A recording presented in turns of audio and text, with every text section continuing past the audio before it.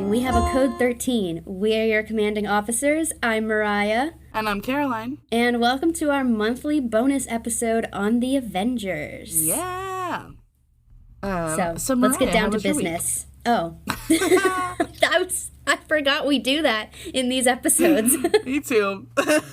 How's your month been, Oh, I think the month of April is going to be a good one. Good. Me too. I hope. We're recording this at the beginning of the month, and this will likely drop at the end of the month. Yeah. So, we'll see. We don't know. We'll find out. I'll let you guys know if April sucked. You'll know. By the time I finish editing this, we'll already have like 3 episodes in April. So,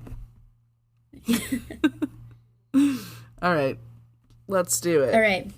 Now let's get down to business. So, Caroline, have you seen this movie before? I have. I actually saw this one in theaters, and I only remember that I saw it in theaters because the, shawarma part is so ingrained in my brain. Yeah.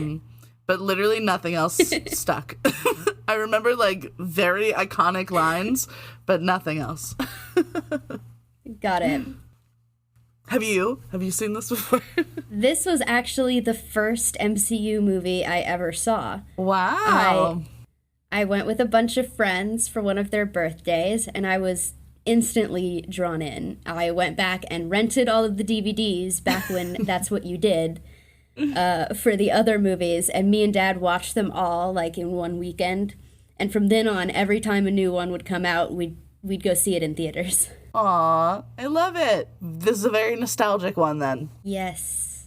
Wonderful. And so I think for this one, since it is it's the one that it's the first crossover, really. Yeah. I think we're going to drop this episode in the main feed as well. Yeah. To kind of entice people. This is what we're doing over here in the paid subscription. Yeah. Should I read our little spiel then? Yeah, go ahead. Okay, so for those of you who haven't listened to a bonus episode before because it hasn't been available to you, our monthly bonus episodes go a little bit differently than our usual episodes. For one, most of the time, if you're listening to these, that means you're in our exclusive little Spotify for Podcasters club. So that means you get all kinds of cool content. So hopefully you will want to do that some more. So welcome. In these bonus episodes, there is a little bit less structure, a little more room to go on tangents because, we all know what you really pay for these for. So we are covering all of the MCU movies month by month in release order. So we hope you enjoy it. And as always, please give us feedback on these episodes because we do want to make content that you want to listen to, as well as content that's fun for us to make. So yeah. So let's get into it. We'll start us off with some fun facts. Yes. So produced by Marvel Studios and distributed by Walt Disney Studios Motion Pictures, it is the 6th film in the Marvel Cinematic Universe. Cool. It was written and directed by Joss Whedon. Blech. There's going to be a lot of Joss talk. Y'all already know how we feel about him. Yeah. He is not the Whedon brother that we like. There are no Joss stans in this house. So ideas for a film based on the Avengers began in 2003 with Avi Arad, the CEO of Marvel Studios, first announcing plans to develop the film in April 2005 after Marvel Enterprises declared independence by allying with Merrill Lynch to produce a slate of films that would be distributed by Paramount Pictures. Marvel discussed their plans in a brief presentation to Wall Street analysts.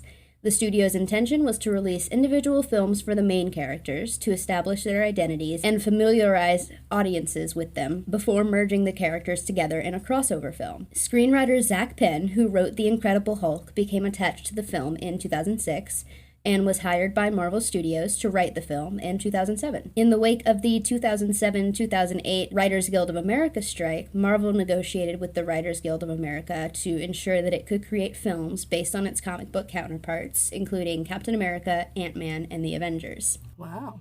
After the successful release of Iron Man in May 2008, the company set a July 2011 release date for the Avengers. In September 2008, Marvel Studios reached an agreement with Paramount, an extension of a previous partnership which gave the company distribution rights for 5 future Marvel films. Wow. Whedon was brought on board in April 2010 and rewrote the original screenplay by Zach Penn. Production began in April 2011 in Albuquerque, New Mexico, before moving to Cleveland, Ohio in August and New York City in September.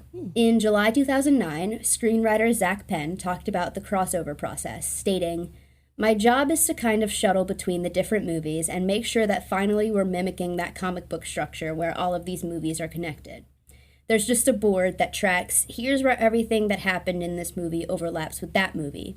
I'm pushing them to do as many animatics as possible to animate the movie, to draw boards so that we're all working off the same visual ideas. But the exogenesis is what I'm going to say. Okay. Of production take first priority." I have no idea what that means.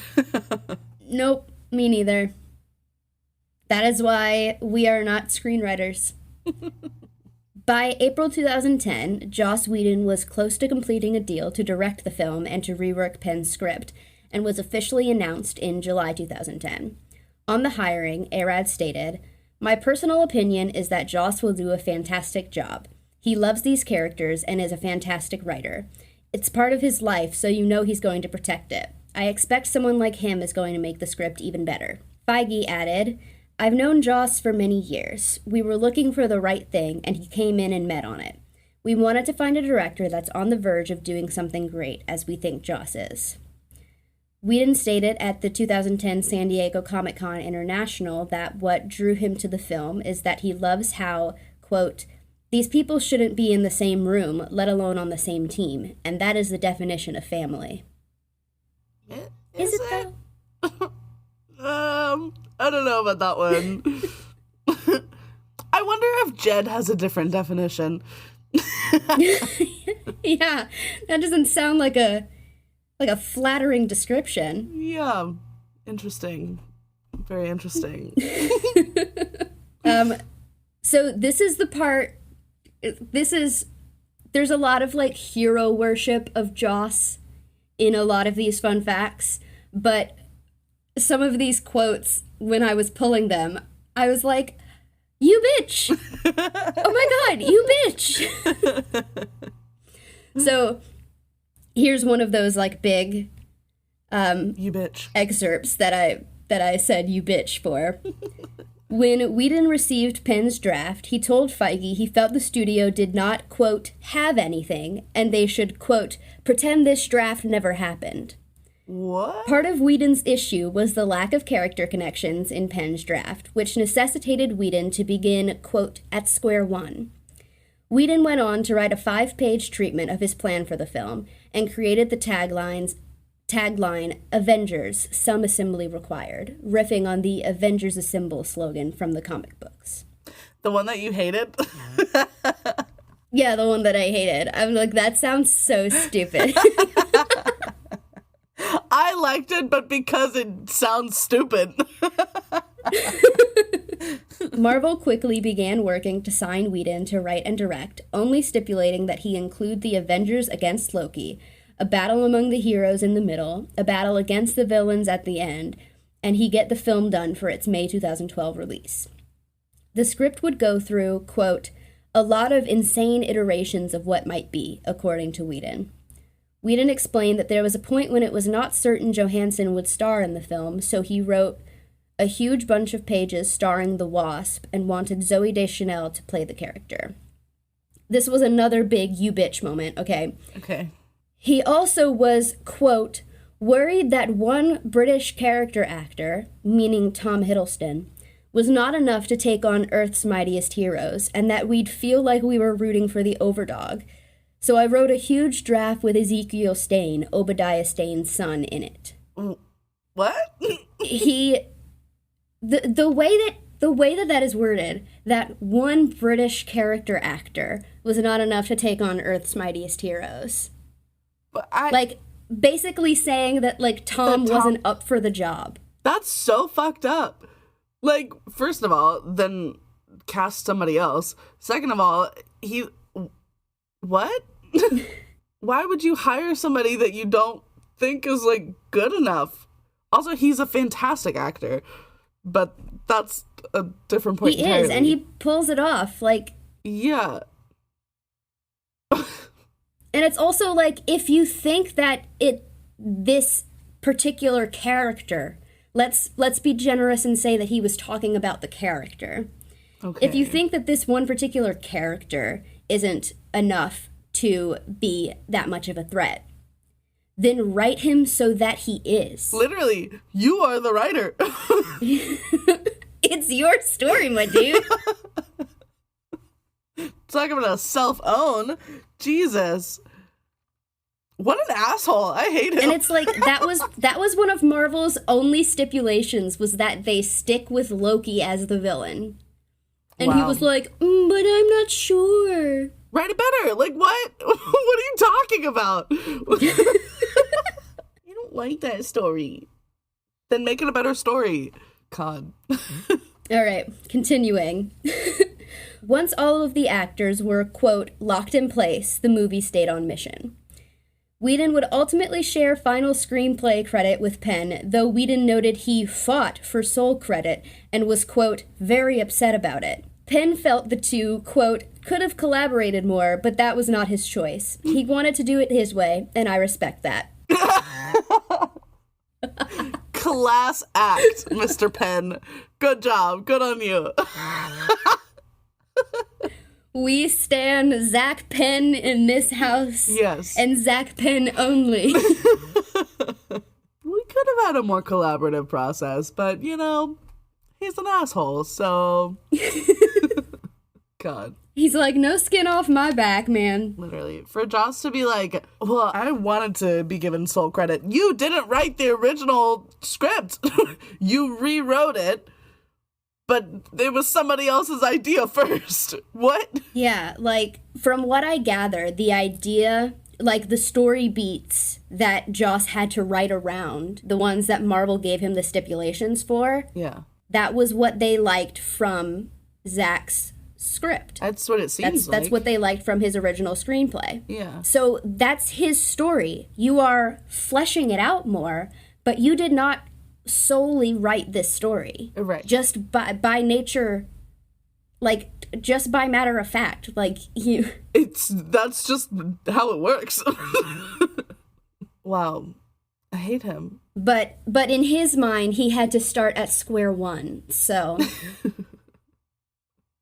What a bitch. What a bitch. So, executive producer Jon Favreau stated that he would not direct the film, but, quote, would definitely have input and a say. Favreau also expressed concerns, stating, it's going to be hard because I was so involved in creating the world of Iron Man, and Iron Man is very much a tech-based hero, and then with the Avengers, you're going to be introducing some supernatural aspects because of Thor. Mixing the two of those works very well in the comic books, but it's going to take a lot of thoughtfulness to make that all work and not blow the reality that we've created. I mean, didn't they already cover that in the Thor movie, though? I think maybe at that point the Thor movie hadn't... It was in, like, pre-production. Okay. I was like, it is science. Ish. Yeah. And we have a couple more about that. At first, the original screenwriter, Zach Penn, tried to reduce Thor's role in the script because he had doubts about the character's ability to succeed on film, but he changed his mind once Hemsworth was cast as Thor. Aw. See, now that's a screenwriter that has faith in his actors. Exactly.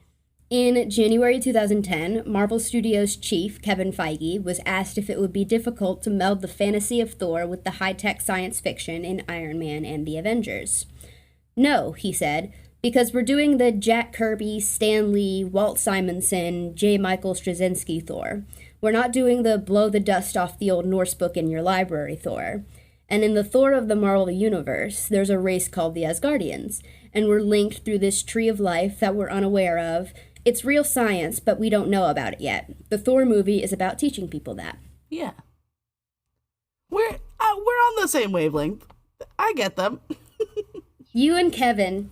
We're there. You and Kevin are of the same mind. I've always said that. I got you, Kev. I've always said that. You know Kevin Feige? He's just like my best friend, Caroline. I'm sorry. He reminds me so much of her. I just hit the shelf in here again. I'm sorry. For every time that I have hit the shelf while I'm recording and it bangs around the microphone, I'm sorry. I'm just so much like Kevin Feige. Yeah.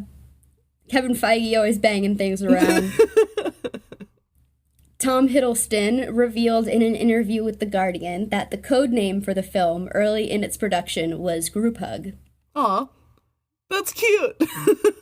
I totally thought that this fun fact was fake, and I didn't cross-reference it, but you'll see why I think it's real. There were very few times that everyone was in town at once, but on one night when they were, Chris Evans sent them all a text message reading "Assemble," prompting a night out on the town, and Clark Gregg has stated that this is his favorite text message that he has ever received. Aww. I love it. I want to believe that's real so bad. Yeah. You know what? If Clark says it's real, I believe him. I believe him. I believe anything Clark says. Are you calling Clark Gregg a liar? Yeah. Wait. I don't think so. Are you? The film contains more than 2,200 visual effects shots completed by 14 companies. Wow. Industrial Light and Magic, ILM, Weta Digital, Scanline VFX, Hydraulics, Fuel VFX, Evil Eye Pictures, Luma Pictures, Cantina Creative, Trickster, Modus FX, Whiskey Tree, Digital Domain, The Third Floor, and Method Design. Jesus. Wow. ILM was the lead vendor and shared responsibility for creating many of the film's key effects, including the helicarrier, the New York cityscape, digital body doubles, Iron Man, and the Hulk. Do we know why they had so many companies do it? I mean, were they just like subcontracting and subcontracting and subcontracting? I think it might have been, this is just like my personal theory on it. It was probably just that there were so many visual effects that they needed that many people on it. Yeah. Okay. That's a lot. It is a hell of a lot.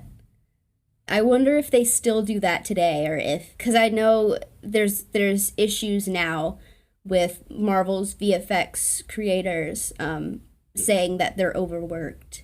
And so I wonder if they should start doing that again. Just send it out to 14 different companies. Yeah, for sure. They probably don't now because they're so worried about everything being secret all the time. Yeah. The Pentagon said they, quote, couldn't reconcile the unreality of S.H.I.E.L.D. and our place in it. To elaborate, it's left ambiguous as to whether S.H.I.E.L.D. is a national or international agency, and the Pentagon didn't like the implication that the U.S. military would answer to anyone but the U.S. government. And so the Pentagon thus declined involvement in this movie. However, the U.S. Army did get involved. Of course. As they do. Yeah. They were like, we gotta be the heroes. Even though they kind of weren't. And last one, before we get into the meat of the movie. The film had always intended to use Loki as its villain, but early discussion had considered using Red Skull. Which is like a conflicting fun fact, because was it always Loki or wasn't it always Loki? Right, yeah. If you considered using the Red Skull, then it wasn't always. Maybe it wasn't always intended. Maybe that meant like in initial like storyboarding, they were like, Loki or Red Skull? And then they settled on Loki, and then from then on, it was Loki, you know? Maybe so. And so by the time Joss Whedon got it, they were like, no, it's fucking Loki. We already went over this. He's way hotter. Throw out your draft about Ezekiel Stane. We are not introducing a whole new character in this crossover movie. No, there's too many characters already. Anyway, okay. Well, those were lovely. All right. Act 1. What's your first note? Okay, so first thing that I was thinking of was in the like intro where like there's the voiceover talking about the Tesseract and Loki and the Chitauri. I was like, was that Thanos? And then later, it was. That was an interesting little tidbit, little Easter egg that wouldn't come to light for many years after. So good on them. Many years. That was amazing. It was. That like they planned that out from the beginning. That's crazy. It's truly insane. Like Taylor Swift levels of planning shit out. For real. This might be even more intense than Taylor Swift, honestly. Not to disrespect the goddess of the universe. Yeah, this is like years and years and years. That's fucking crazy. I really liked the quote, "Until such time as the world ends, we will act as though it intends to spin on." I wrote that too. Optimist Fury. Yeah. I'm gonna make that my new mantra. Yeah, I was like, that's such a good, that's a really good mantra to have, especially for like the state of the world as it is right now. Yeah. So Coulson came in. That was fantastic. Obviously, we love Coulson. Obviously, he played a really big role in this movie. I was very excited to watch it again. Okay, so when Loki enters, Hawkeye explains to Fury that like, oh, it's a door, it can open from the other side too. And okay, so this is the part that's important to me is when Loki does finally come through and he he's being very sexy, serving face and all that, and then I was just like Loki needs a goddamn nap. He had the dark circles under his eyes. Insane. Yes. Poor guy. Yeah. I've got a few fun facts and notes before Loki comes in. Okay. So I'm just going to rapid fire read those off. Do it. So Samuel L. Jackson was brought to the project with a deal containing an option to play the character in up to 9 Marvel films. Wow. Jackson said he does more in the Avengers than in any of the previous films. Quote, "You don't have to wait until the end of the movie to see me." Yeah. And Cobie Smulders' deal would also integrate her into 9 films. Wow. Regarding her preparation, Smulders said, "I hired this amazing Black Ops trainer to teach me how to hold a gun, take me to a shooting range, how to hit, how to hold myself, how to walk, and basically how to look. I don't do a ton of fighting in the movie, which is why I wasn't offered a trainer, but I wanted to look like I had the ability to." Good for her. That's awesome. Yeah. To have the money to just hire your own Black Ops trainer. Literally. You're like, oh, this movie I'm on doesn't offer me a trainer, but I want to train, so I'm going to hire my own trainer. She was like, you know what? I got to put this How I Met Your Mother money to good use. But, okay, she doesn't, like she said, she doesn't fight a lot in the movie, but the couple of scenes where she does the roll and points and stuff, like, she looked awesome doing that, so great job. She did. I believed her. When Fury says, "I gave you this assignment so you could keep a close eye on things," and Clint says, "I see better from a distance," I said, "Farsighted King Hawkeye." Yeah. I mean, but honestly, though, like, that was the best place to be able to see everybody. Yeah. It's like a Taylor Swift concert. Yeah. Unobstructed view. Jeremy Renner said it was a very physical role and that he trained physically and practiced archery as much as possible in preparation. About the role, Renner said, "When I saw Iron Man, I thought that it was a really kick-ass approach to superheroes.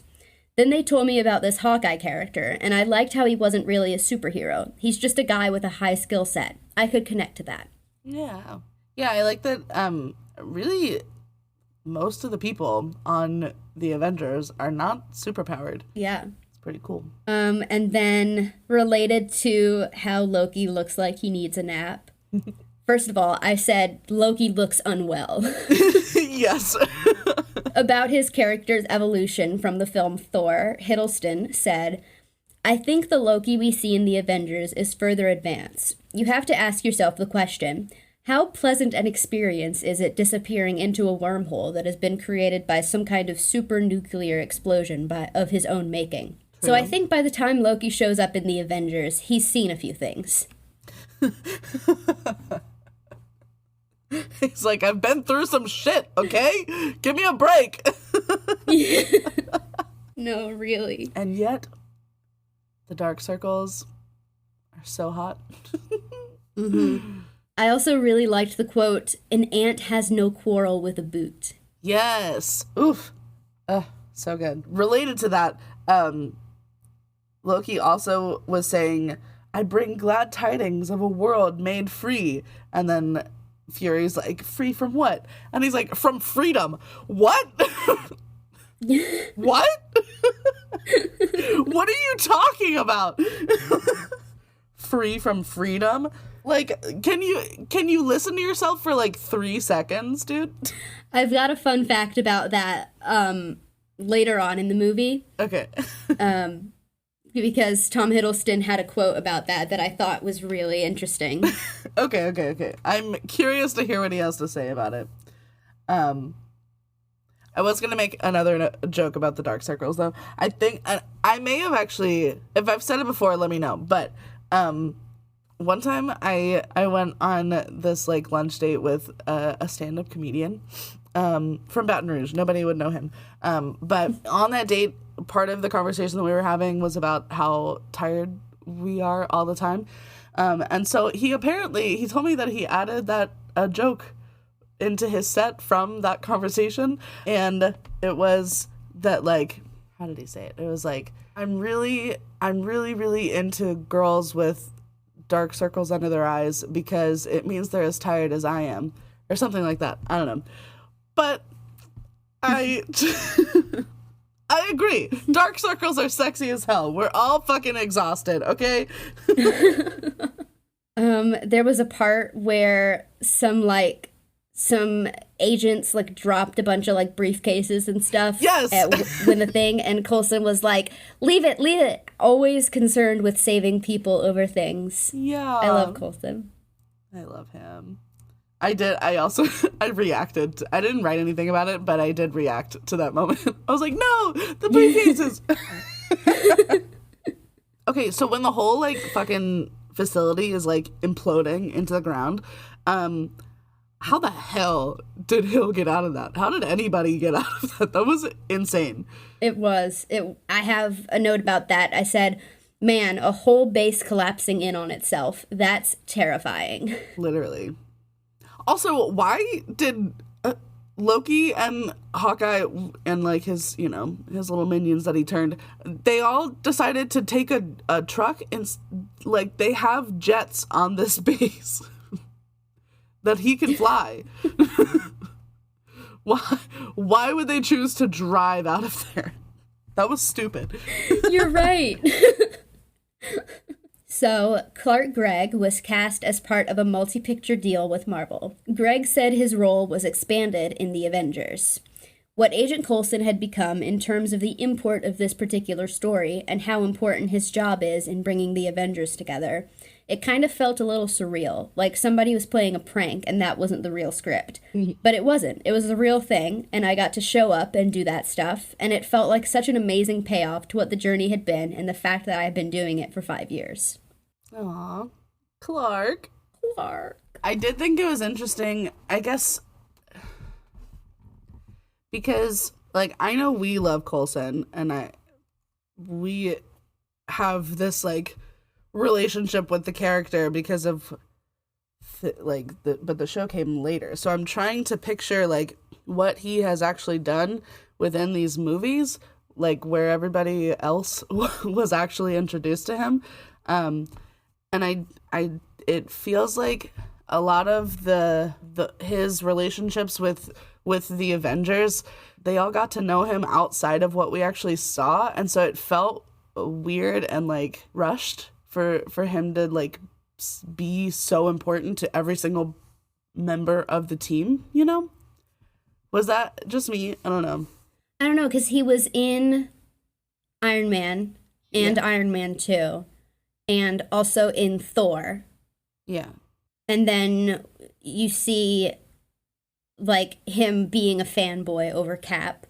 He worked with Natasha and Clint, so I guess I just like I know that he is friends with these people, but I guess so far in these movies I didn't see him actually like bonding with them. Like he just kind of was the agent, you know, in Thor and Iron Man. I don't know. I didn't see. I wish I could have seen the bonding more. Obviously I loved the trading cards and stuff and him fangirling over Cap and everything.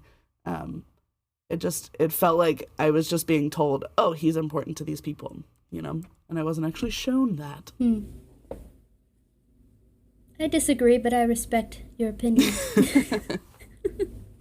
Anyway. So, Powers Booth, who played a World Security Council member, was also featured in Marvel's Agents of S.H.I.E.L.D., playing the same character, whose name was revealed to be Gideon Malik. We haven't gotten to him yet, but we will. Okay.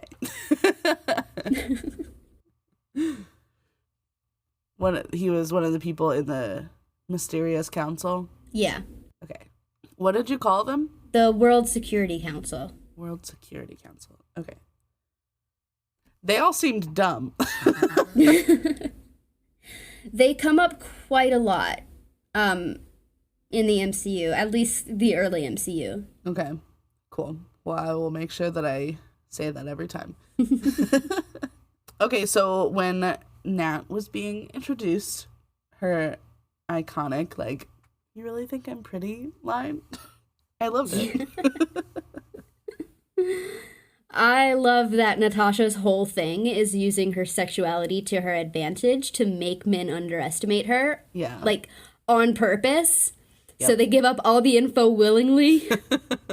Her being like, this moron is giving me everything. And I really loved, so Coulson with the, like, rescue phone call or whatever. And then him just, like, listening to the fight over the phone as if it's hold music was so funny.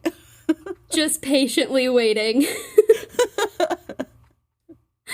I'm obsessed. I wrote that down too. Regarding her training, Scarlett Johansson said, even though Iron Man 2 was, quote, one for them, I'd never done anything like that before. I'd never been physically driven in something or a part of something so big. For the Avengers, I've spent so many months training with our stunt team and fighting all the other actors. It's crazy. I do nothing but fight all the time. True. Constantly. Really, the only note that I had about not going to get Banner was Mark Ruffalo is so hot. Just he is gorgeous. Oh, and then the quote where they were talking about the Tesseract and how dangerous it is and stuff. And he was like, what does Fury want me to do? Swallow it? That was so funny. Which I do wonder, what would that do? How would that work? I wonder. It would just send him to space, I guess. Yeah, but from the inside out, oh, God. He becomes space. Space Hulk. For the introduction of the Hulk, I found it interesting that Nat used Bruce's kindness against him to draw him out. Yeah. I want to be friends with him. I feel like Bruce Banner, be friends with us. He just needs a hug, you know? He really does. Poor guy. Yeah. Oh, and then that she lied to make him more comfortable because she was like, it's just you and me. Nobody's surrounding you. But then, like, he was testing her because he didn't trust her either. So, yeah. Yeah. Very interesting. So, Ruffalo, who was considered to play Banner in The Incredible Hulk before Edward Norton took the role, was cast after negotiations between Marvel and Norton broke down. About replacing Norton, Ruffalo said, "I'm a friend of Ed's, and yeah, that wasn't a great way for all that to go down. But the way I see it is that Ed has bequeathed this part to me. I look at it as my generation's Hamlet." Aw. That's nice. That's such a nice way to see it. And then Kevin Feige made a statement about replacing Edward Norton. "We have made the decision to not bring Ed Norton back to portray the title role of Bruce Banner in the Avengers. Our decision is definitely not one based on monetary factors, but instead rooted in the need for an actor who embodies the creativity and collaborative spirit of our other talented cast members. The Avengers demands players who thrive working as part of an ensemble, as evidenced by Robert, Chris H., Chris E., Samuel, Scarlett, and all of our talented casts. We are looking to announce a name actor who fulfills these requirements and is passionate about the iconic role in the coming weeks." Oh my god! Jesus! He said, no, it wasn't about the money. We just don't like him. He just sucks to work with. The Avengers demands players who thrive working as part of an ensemble. He said, that dude's a diva and I hate him. I'm obsessed. It's like when I got fired from a fire extinguisher for not fitting in company culture. Right, yeah. Except they were wrong about that. Well, they were right, but they shouldn't have fired me for that. That was stupid. Oh, God. I didn't fit in, but that's not a reason to fucking fire somebody. Anyway. Oh, we digress. In response, Norton's agent, Brian Swordstrom, decried Feige's statement, calling it, quote, purposefully misleading and an, quote, inappropriate attempt to paint our client in a negative light.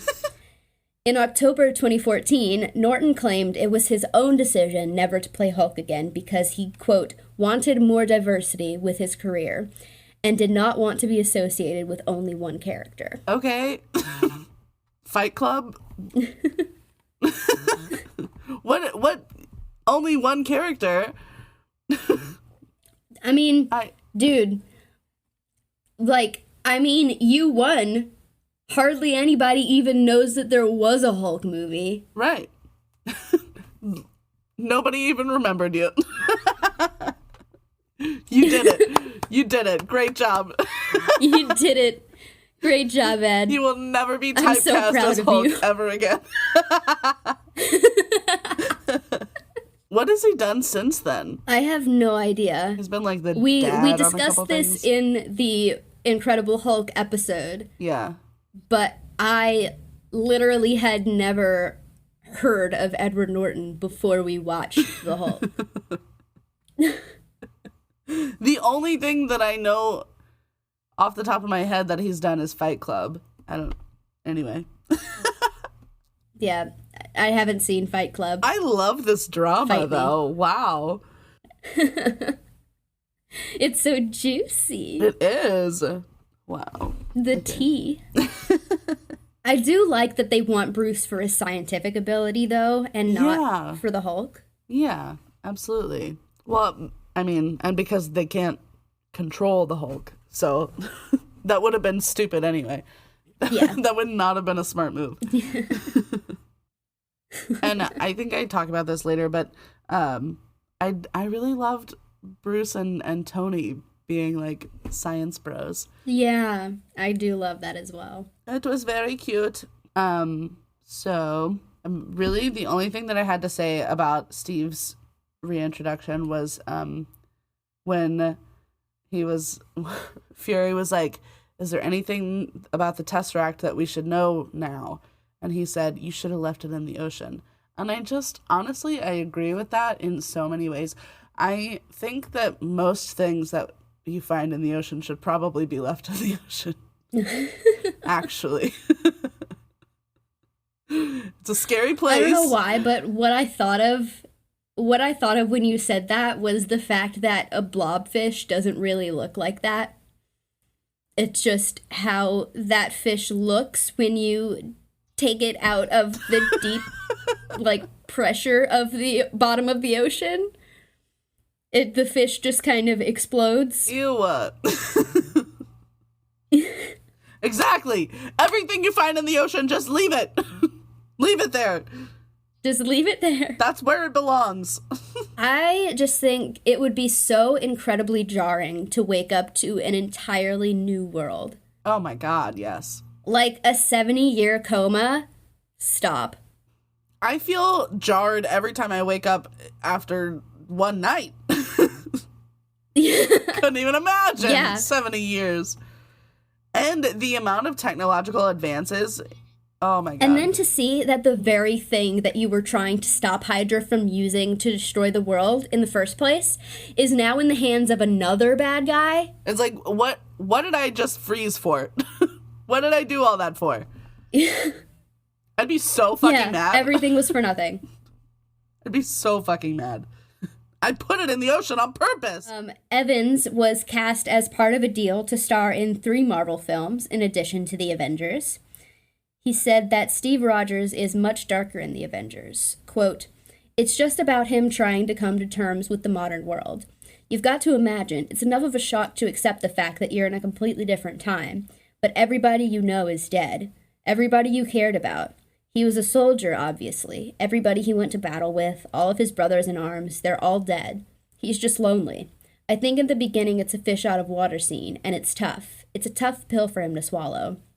Then comes trying to find a balance with the modern world." Yeah, I think he portrayed that really well. Just the, like, underlying depression, honestly. Yeah. And loneliness. Depression, loneliness, like a little bit of quiet rage, I'd say. Yeah, for sure. Poor Cap. Poor Steve. He just has so much going on. Yeah. He's like, can I just have one problem at a time, please? Okay. So, then we're reintroducing Tony. And on the... So, like, Coulson does not hand the file over to Tony because Tony doesn't like to be handed things, of course. Which, honestly, for someone who is probably, like, faces assassination attempts at some point, that's probably pretty smart to not want to be handed things. Yeah. But so he takes the file and he, like, puts the hologram up, right? And I'm pretty sure on there, one of the files was it was like a picture. It looked like a Tinder profile, but with like a prom picture of like Chris Evans in like a dress shirt and tie. I have no idea what that was, but it made me laugh a lot.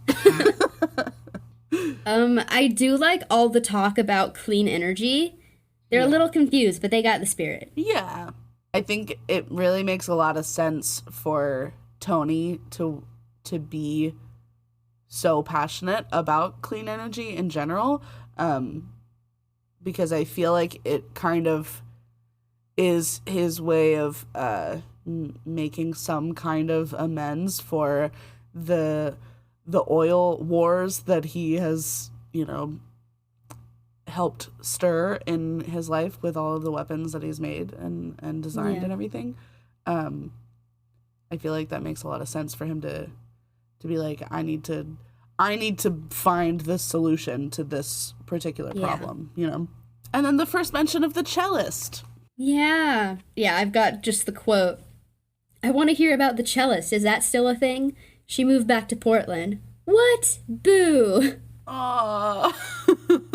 Where was she? In New York? Where does Coulson, like, live? I don't know. I thought he just lived with S.H.I.E.L.D. He's homeless. Just lives at work. So Robert Downey Jr. was cast as part of his 4-picture deal with Marvel Studios, which included Iron Man 2 and the Avengers. He said he initially pushed Whedon to make Stark the lead. "Well, I said, I need to be in the opening sequence. I don't know what you're thinking, but Tony needs to drive this thing." He was like, "Okay, let's try that." We tried it and it didn't work because this is a different sort of thing. The story and the idea and the theme is the theme. And everybody is just an arm of the octopus. Interesting. Interesting way to phrase it. Yeah. It's very Hydra of them. Also, Phil, his first name is Agent. Yes. Wait, that he was so jealous of Pepper, like, being friends with Coulson. Yes.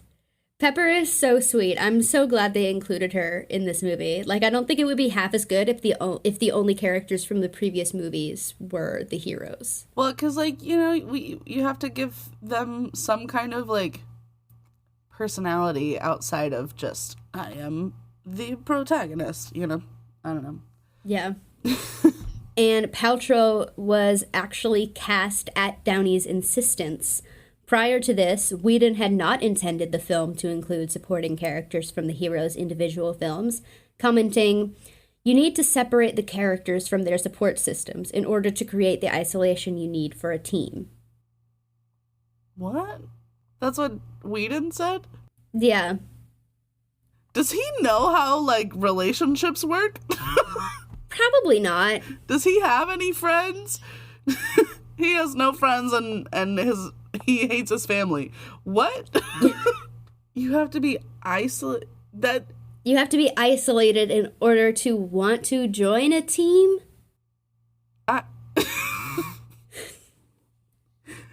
Can we get this guy some help? Please. Go to therapy. Go to therapy. That doesn't make any sense at all. It really, really doesn't.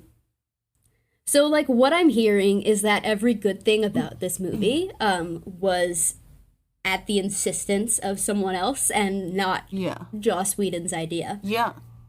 That seems to be the common thread. Yeah. Did you have any other bitch quotes? No. I've got one more fun fact about that scene.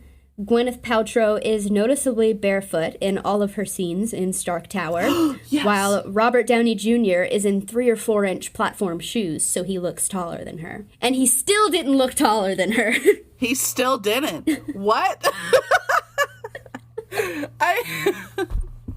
I made a note about that later, like, towards the end of the movie. But I did notice that, and that's so weird. She still could have been wearing, like, flat shoes or something. Jesus. This was the age of ballet flats. This was 2012. Yeah. Everybody, oh my God. I can't. Just put her in ballet flats, a slouchy beret, and an owl necklace. She'd have fit it right in. With, like, a chevron top or something. So my next couple were all about Coulson being a fangirl. Mine too. I love that Coulson is such a fangirl. Wait, he literally said, "I watched you when you were sleeping."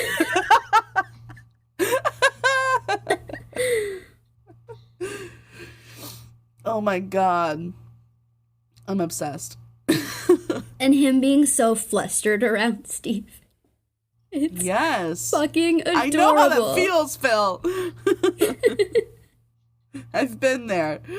And then somebody asking Steve, "Did Coulson ask you to sign his Captain America trading cards yet? They're vintage. He's very proud." It was the start of his collection. That was Natasha. Yeah. His antique collection. Yeah. Clark Gregg said Whedon provided insight into his character's backstory, particularly about Coulson being a fan of Captain America. Oh, there wasn't anything else? Okay. That was it. I was waiting for what the insight was. No, that was all. I love everyone just covering for Joss when, like, he probably was just like, "Hey, Coulson was a big fan of Captain America, and he has some trading cards." And that was the insight. And also, like, I feel like he didn't even actually say any of that to Clark. Clark just read it in the script, and it was like, oh, great. Good insight, Joss. He's so nice. Clark is so nice. I love it. Okay, on to Act 2. Yes. Okay, so the helicarrier, honestly, just as an invention, seemed incredibly unnecessary.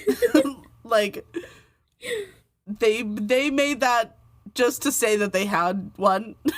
That did not need to be a flying thing. That seems so just inefficient. I just think that Steve is such a sweetie, assuring Bruce that he doesn't care about the Hulk. Yeah, that was cute. I've got a fun fact about Bruce Banner. Okay. Mark Ruffalo said about the character. He's a guy struggling with two sides of himself, the dark and the light, and everything he does in his life is filtered through issues of control. I grew up on the Bill Bixby TV series, which I thought was a really nuanced and real human way to look at the Hulk. I like that the part has those qualities. I feel like that definitely gave him a lot to work with, just in terms of, like, choices that he made acting-wise. Because he's always a little more stressed than everybody else. Yeah. I think Mark Ruffalo just has, like, a sad, stressed face. It might just be his face, yeah. That's why he's so hot. It is. I love sad, stressed little men. Sorry, babe. I did love Steve handing Fury the $10 because he actually is surprised by something. Yeah. That was something that I noticed from the before scene where Steve was like, oh, you know, with all the stuff I've seen now, I don't think anything could surprise me. And Fury was like, bet you $10. And that he was surprised by the helicarrier. Yeah. Interesting. I feel like an inefficiently flying thing. There were a lot of... never mind. I don't know what I'm saying. I think maybe because he thought it was a submarine. I guess. And then it just went the other way. And then Coulson actually asking Steve to sign his trading cards. Yeah, that was cute. I liked that he was so proud of them. He was like, look, it took me so long to find all of these. Yeah. A couple years, he said. Yeah. Cute. My next notes aren't until they're in Germany, so. Oh, same. Loki loves that all of these people are screaming and running from him. Yes. Also, I think my favorite note that I took of the whole movie was, ew, Loki took that man's eyeball. That's my reaction every time, gross. Too. It is. And then he's, like, twitching. Like, Because why? They did not have... They could have just had, like, some kind of video thing. They did not need to do that. That was so gross. And then about the quote that I was telling you about that I thought that was very interesting from Tom Hiddleston. So about Loki's motivations, Hiddleston said, at the beginning of the Avengers, he comes to Earth to subjugate it, and his idea is to rule the human race as their king. And like all the delusional autocrats of human history, he thinks this is a great idea, because if everyone is busy worshipping him, there will be no wars, so he will create some kind of world peace by ruling them as a tyrant. But he is also kind of deluded in the fact that he thinks unlimited power will give him self-respect, so I haven't let go of the fact that he is still motivated by this terrible jealousy and kind of spiritual desolation. Listen, that's more depth than I gave him, so... I think it's so funny. If everyone is busy worshiping him, there will be no wars. Yeah, that's hilarious, honestly. I guess, yeah, you're right. Sure. I guess, yeah. Man, Tom Hiddleston is so, like, intelligent and, like, what's the word? Like... well-spoken? I guess, but, like, he understands his character so much and puts so much work into understanding this character. And then for Joss to be, like, that British typecast. Yeah, the British character actor. What? Also, what does that even mean? Like... if you are an actor, you are playing a character. So character That's a actor. stupid insult. Character actor is like. I'm assuming it's like a typecast kind of. But he meant it to be an actor who specializes in playing eccentric or unusual people rather than leading roles. So he very much meant it to be an insult. He meant it to be a demeaning thing. But character actors have their place in like, where would anything be without character actors? Right. Like, anyway, what an asshole. Like, you've hired this actor who is so talented, cares so much about his craft, and like is doing the work to be the best version of this character that he can possibly be, and to just insult him like that is so stupid. That's such a mean girl move, and I hate it. He's such a bitch.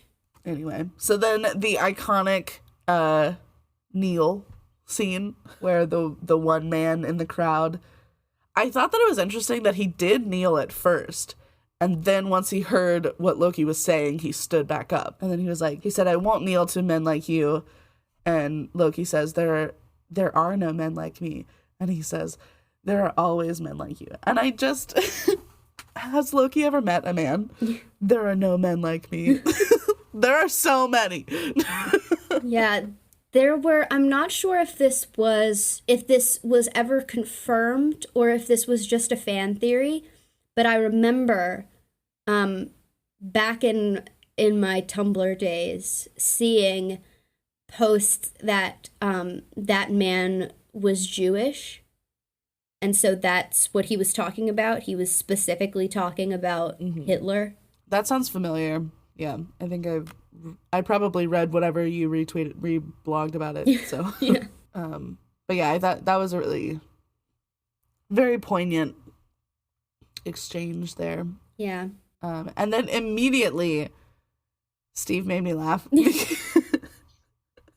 because Loki's like, "Kneel," and he goes, "Not today." The way he said it with so much sass, it was fantastic. Not today. So after Loki turns himself in, and then Thor takes him, my dad always loved the line when Cap is like jumping out of the plane, where he goes, "There's only one God, ma'am," and I'm pretty sure he doesn't dress like that.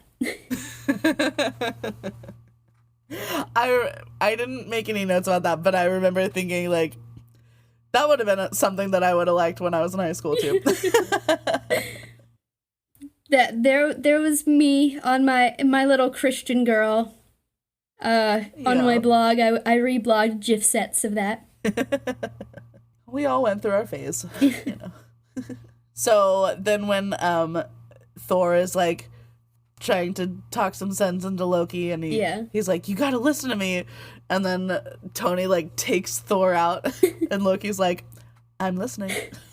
Yes, I didn't make a note of that, I don't think, but yes, so funny, so funny. So I funny. just want to like, there are so many lines like that I always wonder if those are like planned out, like actually written, or if it's just like a, you know, you do the take a couple times and then it just happens. See, that is the thing about Joss Whedon, is that he's great at dialogue. So that's sort of a little that's sort of a little Whedonism there. That's sort of like sass. Okay. That's what Joss Whedon brings to the table. So Chris Hemsworth was cast as part of a multiple movie deal, and he remarked that Thor's motivation, quote, is much more of a personal one, in the sense that it's his brother that is stirring things up, whereas everyone else, it's some bad guy who they've got to take down. It's a different approach for me, or for Thor. He's constantly having to battle the greater good and what he should do versus it's his little brother there. I've been frustrated with my brothers at times, or family, but I'm the only one who's allowed to be angry at them. There's a bit of that. Not anymore. Liam sucks. For real. We didn't know that then. It's okay. Yeah. But Thor and Loki's relationship getting fleshed out even more is chef's kiss. That was lovely. So, Tom Hiddleston revealed that Chris Hemsworth actually punched him for real in one scene. Oh. Recalling the experience on The Late Show with Stephen Colbert in 2015, Hiddleston said, "Fighting Chris Hemsworth, you're going to lose, let's face it. On film, it's all about angles when you're fighting. So you're trying to get the angles of the different parts of the choreography to tell the story, but you only have to do it once. There was a scene in the Avengers where Thor had to strike Loki across the face, and I was wearing the horns, which weigh about 30 pounds. I couldn't really sell the hit, the smack. So I just said to Chris, I think you should just hit me in the face. It's a terrible idea. I went down like a stone," he added. "And I suppose on stage when you're doing a fight, you have to do it every night for 100-odd performances. I think if I was being hit in the face by Chris Hemsworth day after day, I don't know if I would be able to manage that. It wouldn't be sustainable." Yeah, I bet not. And after Thor takes Loki off the Quinjet down on the mountainside, 2 large ravens fly by them as they're talking. In Norse mythology, Thor's father, Odin, had 2 ravens, Hugin and Munin, who would bring Odin information from Midgard. Oh. I'm assuming that I said that right, and if I didn't, no one correct me. I don't want to know. You'll find out eventually, one day. And then I just loved Loki settling in for the show. The fight between Iron Man and Thor, he's just like sitting on the rock watching. Yeah. Hilarious. I thought for sure that he was gonna escape during that. Yeah, Loki letting himself be taken in should definitely have been more of a red flag to them. Yeah. But then, like, what were they gonna do? Just, like, dumb. Be like, okay, well, you want us to take you in, so go, be free. Never mind. Right, yeah. At that point, it's like, well, I guess we have to now. Damn it.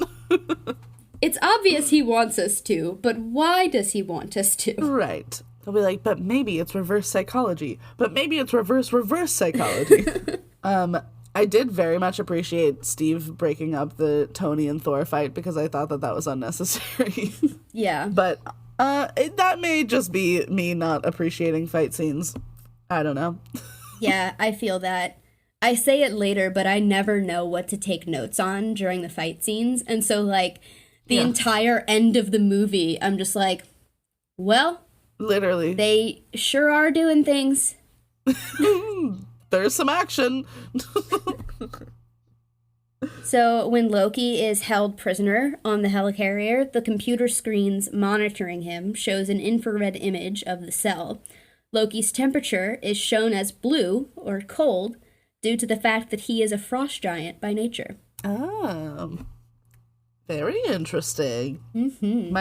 My only real note about that particular section was just that Loki smiling at Bruce as he was walking through was so creepy. It was. There were a lot of really creepy angles of Loki. Absolutely unsettling. Nat is devastated that Loki has Clint, but is trying to hide it. Yeah. It's her buddy. And I've got a fun fact about that if you want to hear it. Yes, please. About the character and her relationship with Hawkeye, Scarlett Johansson said, "Our characters have a long history. They fought together for a long time in a lot of battles in many different countries. We're the 2 members of this avenging group who are skilled warriors. We have no superpowers. Black Widow is definitely one of the team, though. She's not in the cast simply to be a romantic foil or eye candy. She's there to fight, so I never felt like I was the only girl. We all have our various skills, and it feels equal." Yeah, I think that was what was always so, I don't want to say intriguing, but like so exciting about Black Widow is that she holds her own and she's not the love interest for any man, or like she just is respectable and like respected within the universe as a fierce warrior on her own. Yeah. It's disappointing that they took so long to like make her movie. Yeah, blame Ike Perlmutter. Whoever that is, I hate them. You should. I liked when Tony said to Coulson, I'm just saying, pick a weekend and I'll fly you to Portland. Keep love alive. Yeah. Aw. Everybody's rooting for him. Yeah. I liked when Tony's like looking at the screens and he goes, how does Fury even see these? And Hill's like, he turns. Sounds exhausting. Mister, I don't like to be handed things. I also don't like to turn my head. So Tony Stark tells Bruce Banner that he admires his work on anti-electron collisions. When electrons and anti-electrons, also known as positrons, collide, they annihilate each other, and high-energy photons, or gamma rays, the fictional means by which Bruce Banner became the Incredible Hulk, are produced in their place. Wow. I'm glad that you looked into that because I did not. I was not that was just words. So the Hulk was created because of Bruce's work with gamma rays. Yeah. So it could have been a subtle dig on Tony's part. I guess it could have been. But we're going to take it as not a dig. Yeah. We're going to say that they just are besties and they love and respect each other. Yes. The iconic I understood that reference line. Yes. Steve was just so excited that he finally understood something. Yeah. I am Steve. Steve is me. Chris Evans was actually unsure about his character's line, I understood that reference, because he was worried that it would make audiences think that his character was unintelligent. Oh. However, he was quickly comforted after he watched the movie with an audience, and he saw that they found the line humorous as opposed to stupid. Good. Well, I'm glad that he got to watch it with other people because, yeah, it makes sense that he wouldn't understand most of the references of, like, pop culture or anything. Yeah, he was just so excited. He was like, flying monkeys, I know that. That's the Wizard of Oz. I do like that particular reference has, like, the Wizard of Oz has stood the test of time, you know, and we are still referencing it in pop culture. Yeah. That's cool. Ooh, the next line that I dig this a lot. I think it was Tony said, an intelligence organization that fears intelligence, historically not awesome. Yes. It was a funny way to put it, but also, yes. Yeah. So in that scene, you see that Tony has, like, the bag of whatever it is. He's eating blueberries, I think it was. He said it was blueberries. It didn't look like blueberries. So Robert Downey Jr. kept food hidden all over the lab set, and apparently nobody could find where it was, so they just let him continue doing it. In the movie, that's his actual food he's offering, and when he was eating, it wasn't scripted. He was just hungry. That's so funny. RDJ just doing whatever. And they just let him. They're like, well, he's the star. He started all of this. It's fine. And say what you want about Tony, but he is incredibly good at reading people. Yeah. Like, he knew that it was bothering Bruce, too, about what they were really up to. Absolutely. Well, and I think especially with Bruce, because Bruce would have already had a healthy distrust of anybody asking for his help anyway. And, like, yeah, I think Tony just understands people on a level that, like, that people don't expect because he's just in a silly, goofy mood a lot of times. Yeah. So regarding the dynamic between Steve Rogers and Tony Stark, Chris Evans said, I think there's certainly a dichotomy, this kind of friction between myself and Tony Stark. They're polar opposites. One guy is flash and spotlight and smooth, and the other guy is selfless and in the shadows and kind of quiet, and they have to get along. They explore that, and it's pretty fun. It was fun.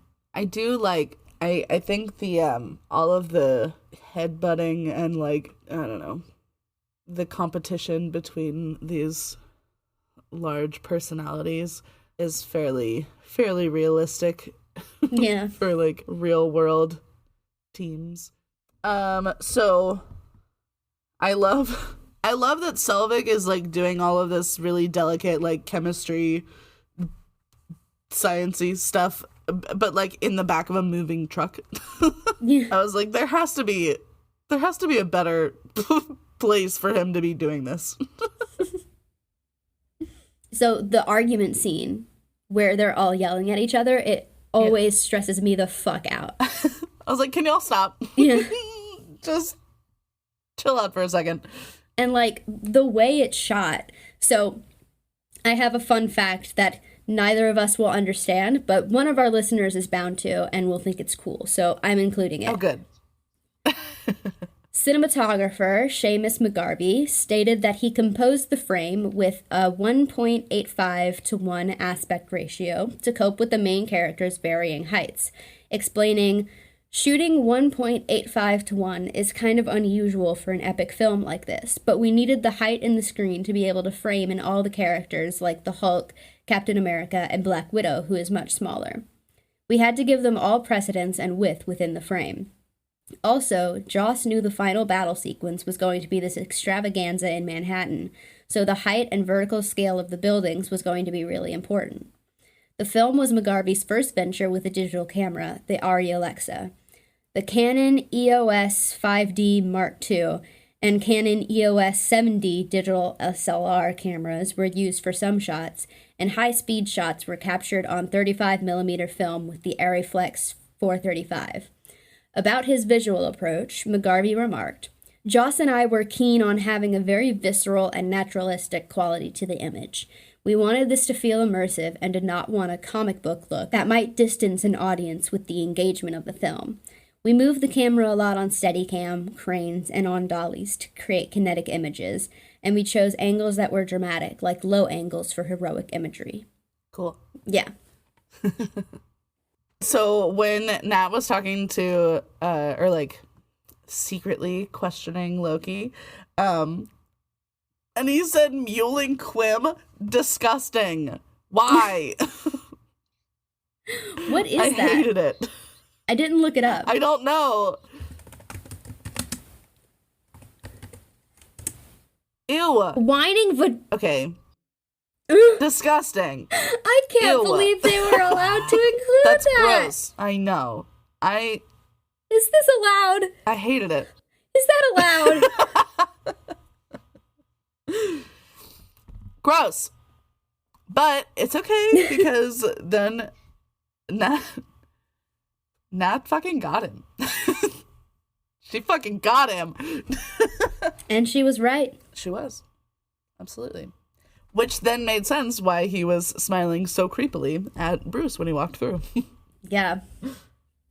So regarding the Hulk's place on the team, Mark Ruffalo said, "He's like the teammate none of them are sure they want on their team. He's a loose cannon. It's like, just throw a grenade in the middle of the group and let's hope it turns out well." Right. God. So when the Hulk woke up again. Yeah, I've also, about that scene, the one thing that I noticed was I always wonder what they put on actors to make them look sweaty. Like, is it a light misting of water? Yeah. Is it Vaseline? Are they just sweaty? That would be me. I sweat so much anyway. Like, I feel like if I were on an action film, I would just be sweaty. But yeah, the huge fight scene where, like, the engines have gone down and hostiles are attacking and the Hulk is on the loose, it was so chaotic, I, like, didn't even take notes. Yeah. Actually, okay, I have a couple, but... So, David was, like, kind of half watching it with me, and when Banner transformed into the Hulk, he was like, imagine if his pants weren't so stretchy.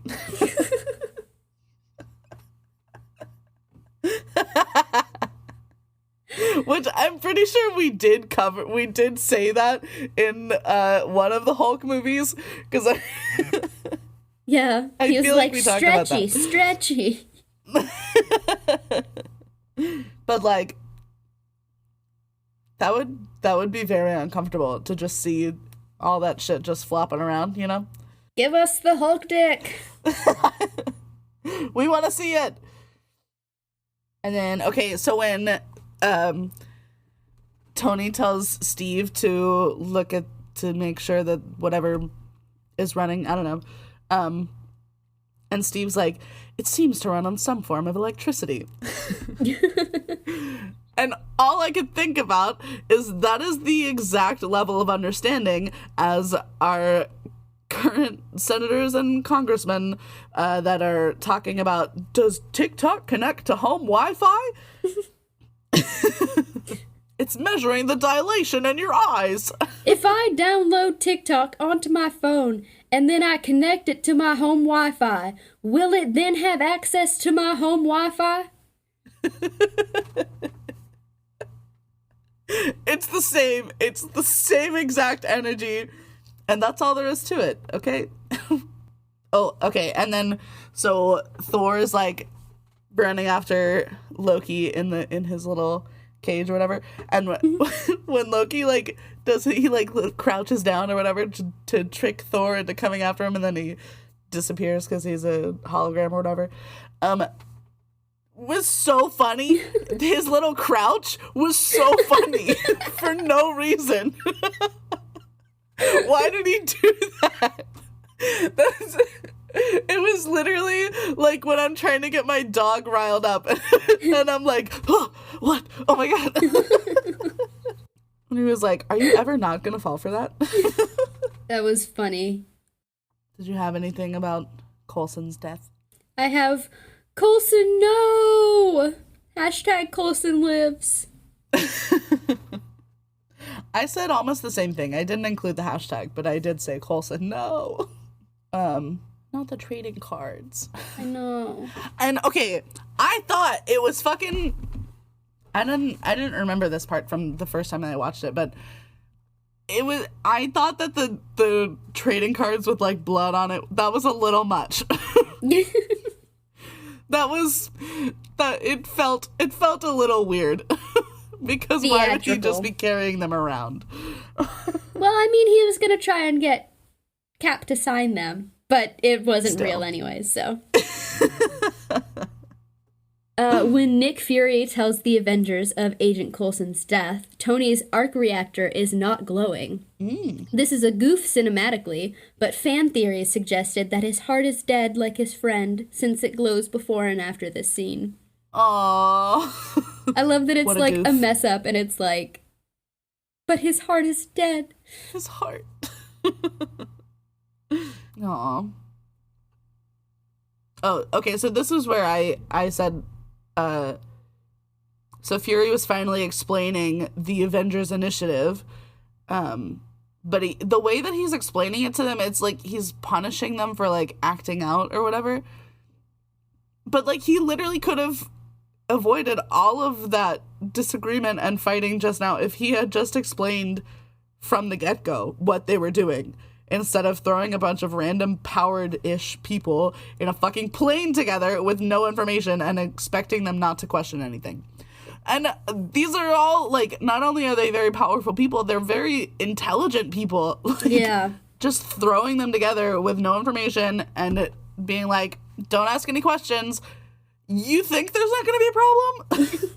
I did like that Coulson was the one thing that could bring the Avengers together. Yeah. Because he's just awesome. Yeah, everybody loves him. Yeah. Somebody was talking to Bruce and said, are you an alien? And he said no. Oh, it was the security guard guy. Yeah. Okay, so it was after he woke up. Yeah. The security guard, after Bruce woke up as Bruce again, the security guard was like, are you an alien? And he said, no. And so he said, then you've got a condition. That was good. That was good. So funny. And then Tony and Steve are talking, and Steve is in his, like, sexy little boots. I loved those. Yeah. They were so cute. He's in his little stripper boots. Yeah. Okay. And then, so they're talking, and Tony gets so angry when Steve says, or Steve is like, have you never lost, or you never lost a man before or something? And Tony's like, we are not soldiers. He was so angry, like, that line gave me chills. Yeah, and like the tears in his eyes. Yeah.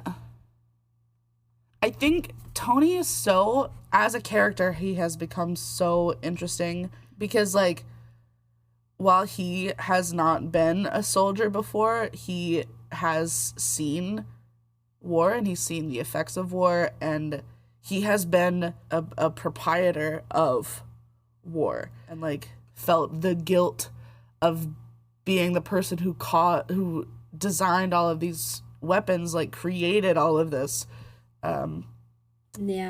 violence.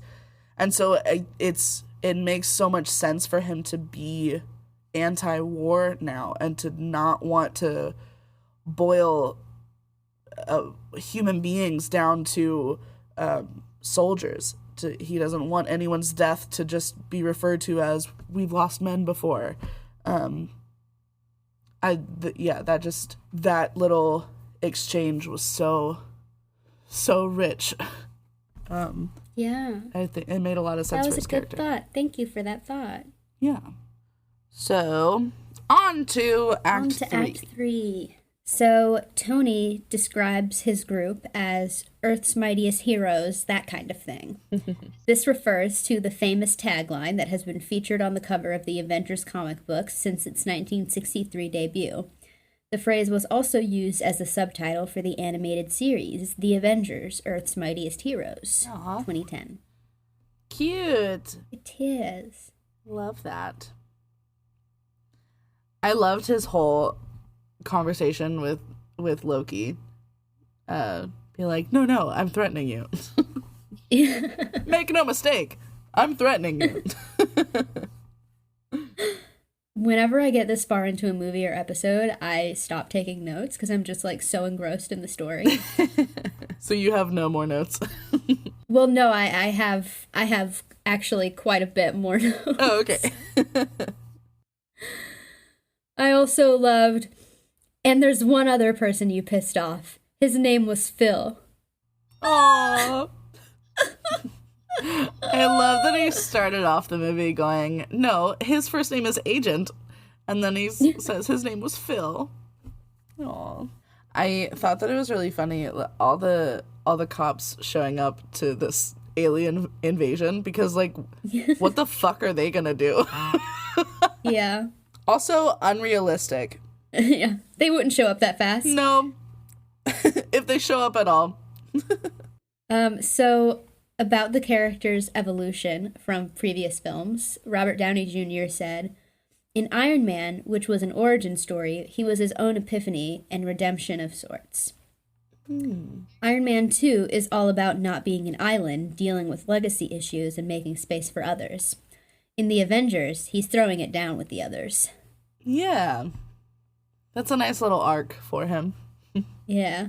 I love that he learns a lesson in every iteration. Yeah. It's got to have a moral. Yeah. It's like Aesop's Fables. I've always said that. Iron Man is just like Aesop's Fables. You know what we've always said? It's just like I always say. Iron Man is just like Aesop's Fables. You know, Iron Man is to Aesop's Fables what Kevin Feige is to me. So, and we've always said that. Exactly. We've always said that. I've always said that. Did you have any other fun facts for right here? I do. Concept illustrator and designer of Iron Man's Mark 7 armor, Phil Saunders, stated that Joss Whedon was looking for something that had the cool factor of the suitcase suit from Iron Man 2, while still being a fully armored, heavy-duty suit that could take on an army in the final battle. To that end, Saunders borrowed ideas that had been proposed in Iron Man 2, as well as some ideas that had been abandoned in Iron Man, and merged them together in a modular suit that has big ammo packets on the arms and a backpack. The Science and Entertainment Exchange also provided science consultation for the film. That's fun. That is fun. So when Nat and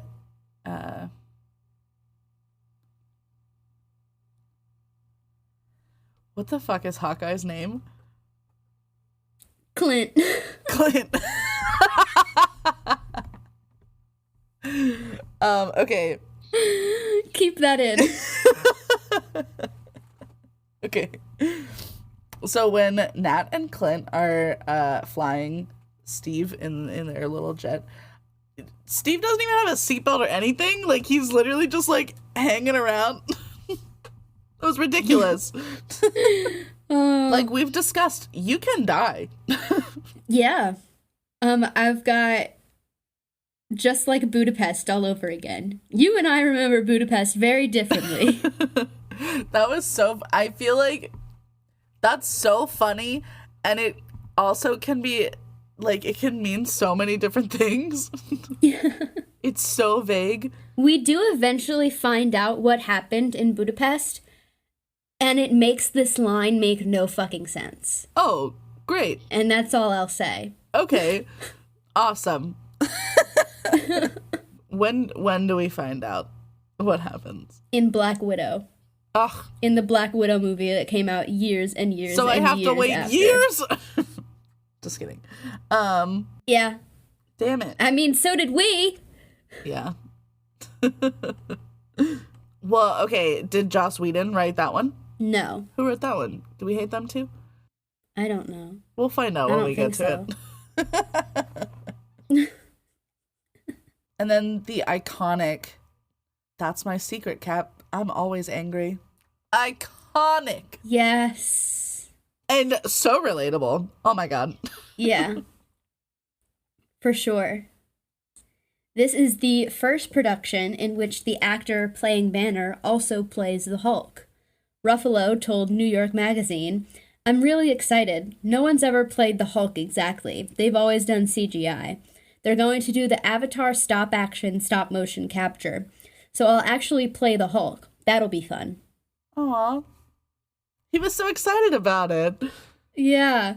And the 3D model used to create the Hulk's body was modeled after Long Island bodybuilder and male stripper Steve Rom, Hey. while the Hulk's face was modeled after Ruffalo. Okay. It worked. Yeah. It's the best Hulk has looked. Yeah. I thought you were going to say the best of both worlds. Meaning, like, Mark Ruffalo's face with a stripper body.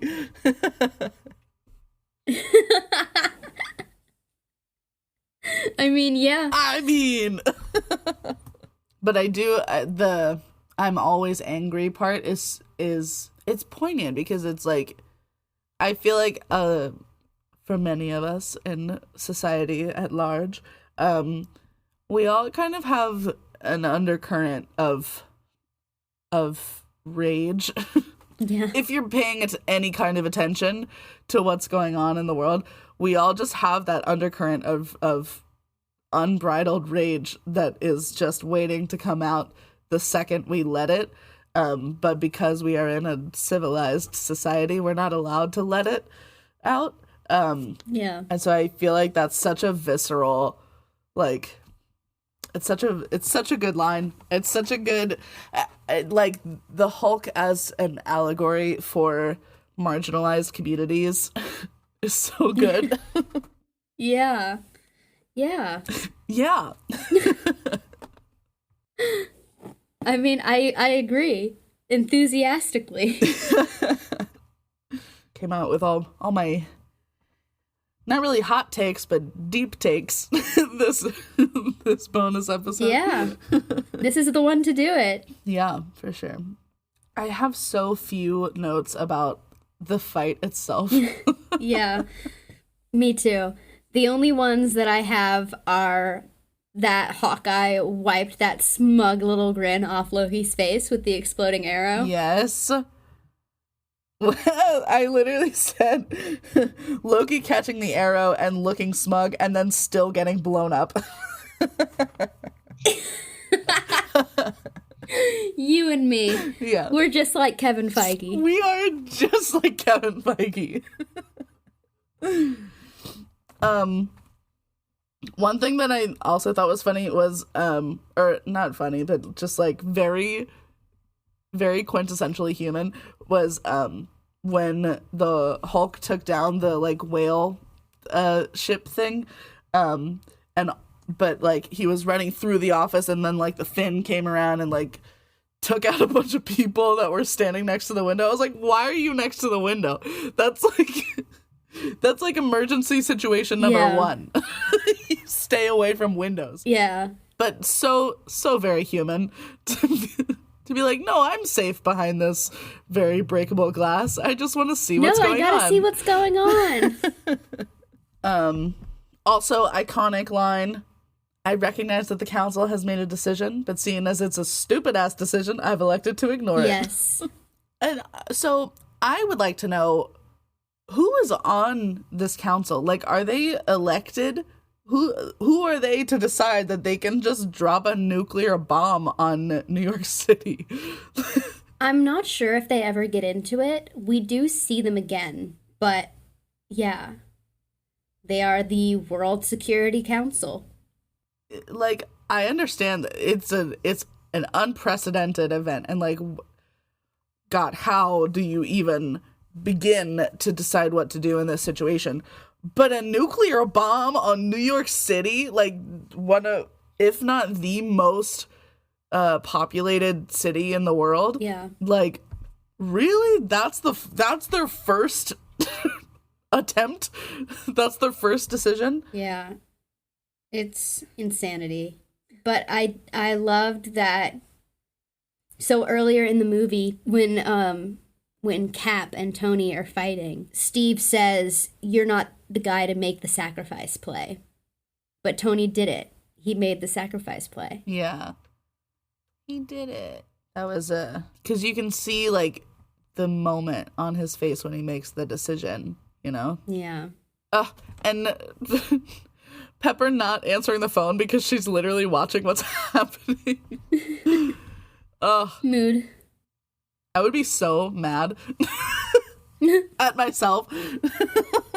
Like when you see that missed call later. God. Oh, also iconic, the puny god line. Yes.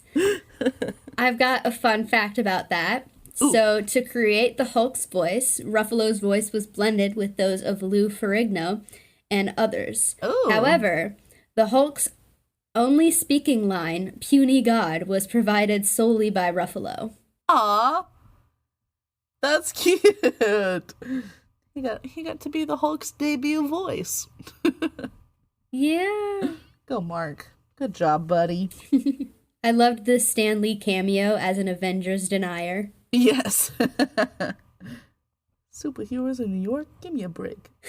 Oh, so one more thing about the fight. So Fury was like, had to like go and stop the rogue jet that was taking off, that was carrying a missile with a nuclear bomb in it, and he fucking shot at it with a bazooka. That was really smart. I didn't think of that.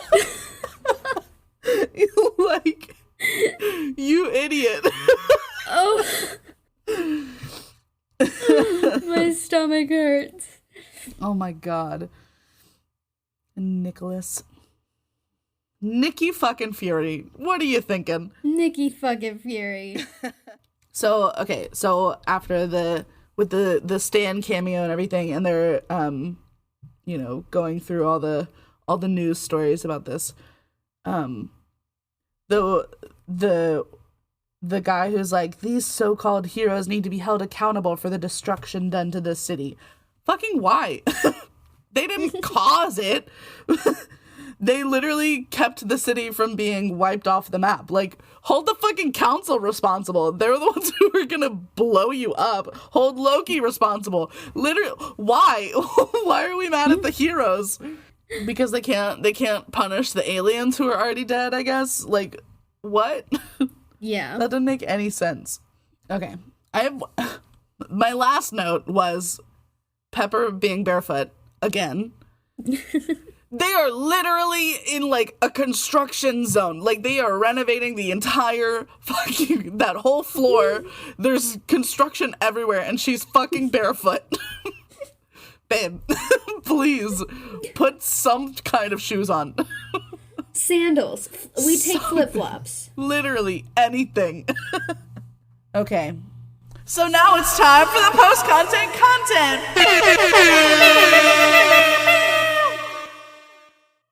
So then it was confirmed that it was Thanos, except Yes. he looked a little more maroon than purple here, and I thought that was interesting.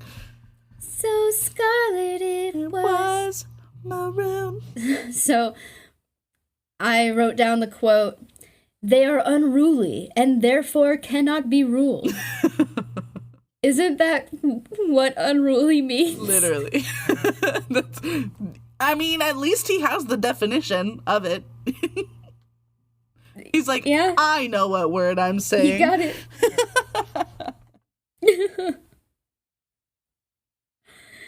And in a May 2012 interview, Whedon said that it was his decision to include Thanos in a post-credit scene, although the character is not identified in the film. Quote, "He, for me, is the most powerful and fascinating Marvel villain. He's the great-granddaddy of the badasses, and he's in love with death, and I just think that's so cute. For me, the greatest Avengers comic book was Avengers Annual Number 7, 1977, that Jim Starlin did, followed by Marvel 2-in-1 Annual Number 2, 1977, that contained the death of Adam Warlock. Those were some of the most important texts and I think underrated milestones in Marvel history, and Thanos is all over that. So somebody had to be in control and had to be behind Loki's work, and I was like, it's gotta be Thanos. And they said, okay. And I'm like, oh my god. That's funny. It is funny. Wait, okay, so but then he wasn't thinking that far out then. He was just like, no, I just want to put Thanos in it. Yeah. I don't know that any of them were thinking that far out, because they weren't sure if this was going to work. Yeah. So I guess they just kind of were putting whatever Easter eggs they could in, and then just going off of whatever they were allowed to work with after that. Yeah. Interesting. Oh, let me do it. I never get to do it.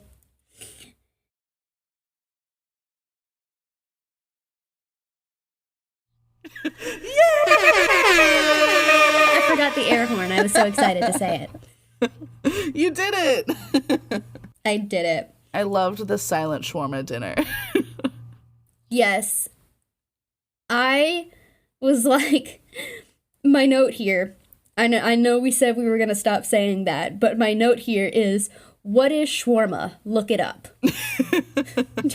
Just for me to remember to look it up. Would you like me to read it to you? I mean, I know what shawarma is, but sure. Oh. Well, for anyone who doesn't know, like me, shawarma is a popular Middle Eastern dish that originated in the Ottoman Empire, consisting of meat cut into thin slices, stacked in an inverted cone, and roasted on a slowly turning vertical rotisserie or spit. Traditionally made with lamb or mutton, it may also be made with chicken, turkey, beef, or veal. I love shawarma. I first had shawarma because of this movie. Like, we went and found a shawarma place directly after seeing this movie in theaters.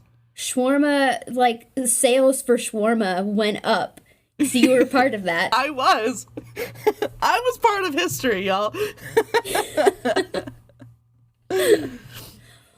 I'm from a small town, so there were no shawarma places for me to go to. There happened to be, so in the neighborhood that I grew up in, there was this one little restaurant that was just at the entrance of the neighborhood, and it would it would swap ownership every 5 years or so. And when this movie came out, it had just gotten taken over by this lady that I actually knew from church, and they had turned it into a Greek and Lebanese restaurant, and so they happened to have shawarma there. So that's the first time. That's weird, because it's a Middle Eastern dish, not Greek. It's not Mediterranean. So Greek and Lebanese, those cuisines tend to get fusioned together into restaurants a lot. Okay. I don't know why, but yeah. Got it. I feel like just them eating silently, I could watch hours of that, honestly. Yeah. It's so, just the shell-shocked, oh, so good. So, an additional coda involving the Avengers eating shawarma was shot on April 12th, 2012, a day after the world premiere. Oh. Evans wore a prosthetic jaw while filming the scene to cover the beard he had grown. Shawarma sales in Los Angeles, St. Louis, and Boston reportedly skyrocketed in the days following the film's release. Whedon stated the inspiration for the shawarma scene came from the events surrounding the filming of the scene where Fred dies in Wesley's arms in the Angel episode A Hole in the World. Interesting. After filming the scene, Whedon and actors Amy Acker and Denisoff, who portrayed Fred and Wesley respectively, went out for drinks and ended up just sitting around quietly, exhausted from the day's events, which Whedon then mimicked in the scene for the film. That's so weird, but I love it. Okay. That's all I got. Okay. And then I've got some stray fun facts. Lay 'em on me. So the film grossed over $1.5 billion worldwide, setting numerous box office records and becoming the third highest grossing film of all time at the time of its release and the highest grossing film of 2012, as well as the first Marvel production to generate $1 billion in ticket sales. Wow. Yeah. That's insane. Robert Downey Jr. earned $50 million from the film once box office bonuses and back-end compensation were factored in. Chris Evans earned $2 to $3 million for the film. Mark Ruffalo earned $2 to $3 million for the film. Scarlett Johansson earned $4 to $6 million for the film. Jeremy Renner earned $2 to $3 million for the film, and Samuel L. Jackson earned $4 to $6 million for the film. Interesting how that was broken up there. Yeah, so that's it. That's all. Cool. Well, I liked it. Thought it was a good movie. Same. I think it still holds up. Yeah. I love when a movie can transcend its writer, you know? Yeah. Cool. Well, that's all we got. That's all, folks. Okay, bye! See you in the next one. Bye!